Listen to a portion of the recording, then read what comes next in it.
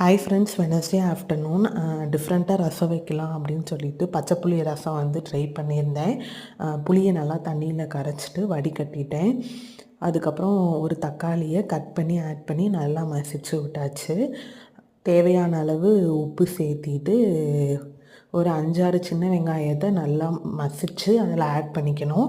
ஒரு பச்சை மிளகாயும் மசிச்சு ஆட், அப்புறம் கொஞ்சம் கொத்தமல்லி ஆட் பண்ணியாச்சு.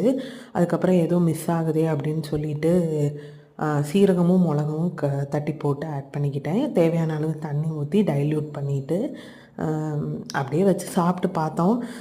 பட் டேஸ்ட் வந்து சாப்பாட்டில் ஊற்றி சாப்பிடும்போது கொஞ்சம் சுமாராக தான் இருந்த மாதிரி இருந்தது.